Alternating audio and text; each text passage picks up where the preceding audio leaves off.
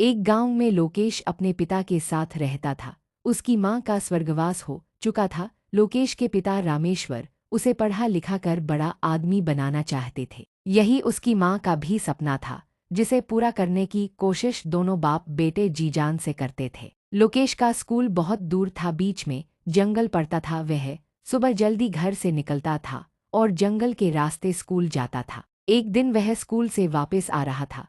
सुनसान जंगल में उसे कुछ आवाज सुनाई दी। वह डर गया, लेकिन हिम्मत करके आगे चलता रहा। भूत, लड़के कहाँ जा रहा है? लोकेश डरते डरते, तुम कौन हो? भूत, मैं इस जंगल का भूत हूँ, बहुत दिन से तुझे देख रहा हूँ। तुझे डर नहीं लगता? गांव वाले मेरे डर से इस जंगल में नहीं आते। लोकेश, डर तो लगता है, लेकिन स्कूल जाने का यही एक रास्ता है। दूसरे रास्ते से नदी पार करके जाना पड़ता है, और नाव वाले को देने के लिए मेरे पास पैसे नहीं हैं। भूत, खबरदार, जो कल से इस रास्ते से आया मैं तुझे खा जाऊंगा। लोकेश, लेकिन मुझे मार कर तुम्हें क्या मिलेगा? भूत, इस जंगल में मेरे अलावा कोई और नहीं रह सकता। लोकेश, मैं कौन सा यहाँ रहने आया हूँ, मैं बस दिन में 2 बार यहाँ से गुजरता हूँ। भूत, तुझे मुझसे डर नहीं लगता? लोकेश, डर तो लगता है, लेकिन मैंने अपनी मरती हुई माँ से पढ़ लिख कर बड़ा आदमी बनने का वादा किया था। उसके लिए मैं कुछ भी कर सकता हूँ। भूत को उस पर तरस आ जाता हूँ। भूत, चल ठीक है, तू यहाँ से आ जा सकता है, लेकिन यह बात किसी और को मत बताना, ना किसी को अपने साथ यहाँ लाना। लोकेश बहुत खुश होता है। वह जल्दी से उस जंगल से निकलकर घर पहुँच जाता है। लोकेश अपने पिता को सब बताना चाहता था, लेकिन उसके पिता रामेश्वर जी यह बात जानकर उसे जंगल में नहीं जाने देते, इसलिए वह चुप रहता है। अगले दिन से वह डरते डरते जंगल से स्कूल आने जाने लगता है। कभी कभी उसे भूत की आवाज सुनाई देती। भूत उससे सवाल पूछता, जैसे तेरे पिता क्या करते हैं? आज स्कूल में क्या पढ़ाया? लोकेश भूत के सवालों के जवाब देता था। धीरे धीरे उसका भूत से डर निकल जाता है। अब वह हर दिन भूत से बातें किया करता था। एक दिन लोकेश ने भूत से पूछा, लोकेश, तुम भूत कैसे बन गए? भूत, मुझे कुछ लोगों ने मार दिया था, जब तक उनसे बदला नहीं लूंगा मैं भूत ही बना रहूंगा। लोकेश, लेकिन क्यों मारा था तुम्हें? भूत, मैं फसल बेचकर पैसे लेकर गांव आ रहा था, तभी 4 लोगों ने मेरे पैसे छीन लिए और मुझे मार दिया। यह सुनकर लोकेश को बहुत दुख होता है। लोकेश, तुम उनको माफ कर दो, तुम्हें मुक्ति मिल जाएगी। भूत, लड़के, तुझसे बात कर लेता हूँ तो तू कुछ भी बोल रहा है। चल भाग यहाँ से, नहीं तो अगली बार से जंगल में घुसने नहीं दूंगा। लोकेश, हमारे मास्टर जी कहते हैं, कोई तुम्हारे साथ बुरा करे और तुम भी बदला लेने के लिए उसके साथ बुरा करो तो तुम्हारे में और उसमें क्या फर्क रह जाएगा? मेरी बात मानो, उन्हें माफ कर दो और सब भूल जाओ।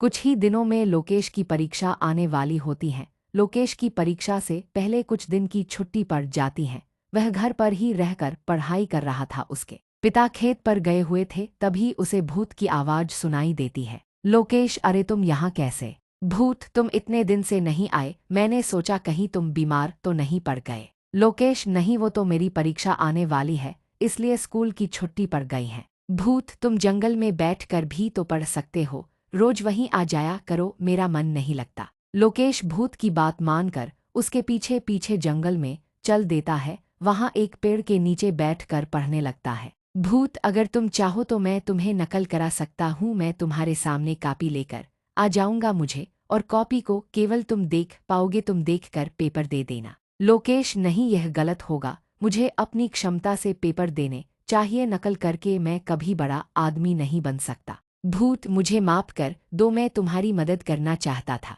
लोकेश, अगर तुम मदद करना चाहते हो तो सुनो, उन लोगों को माफ कर दो और मुक्त हो जाओ। भूत वहां से चला जाता है। कुछ देर में लोकेश भी घर आ जाता है। अगले दिन लोकेश के घर पर कुछ लोग आए थे जो उसके पिता से बात कर रहे थे। बाद में वे लोग चले जाते हैं। लोकेश, पिताजी, ये कौन थे? रामेश्वर जी, ये सब गुंडे थे, इन्होंने एक आदमी के पैसे छीनकर उसे मार दिया था, ये बता रहे थे। बहुत दिनों से परेशान थे, ना खा पाते थे ना सो पाते थे, लेकिन कल वही आदमी इनके सपने में आकर बोला कि रामेश्वर जी के बेटे लोकेश के कारण मैं तुम्हें माफ कर रहा हूँ। तब से ये चारों हमें ढूंढ रहे थे, अब चारों जाकर पुलिस स्टेशन में पेश होने जा रहे हैं। पता नहीं ये हमें कैसे जानते हैं। लोकेश अपने पिता को सारी बात बताता है, जिसे सुनकर उसके पिता पहले तो डर जाते हैं, लेकिन जब वे शांति से सारी बात सोचते हैं तो लोकेश को लेकर जंगल में पहुंच जाते हैं। लोकेश भूत को आवाज देने लगता है, लेकिन वहाँ कोई नहीं आता।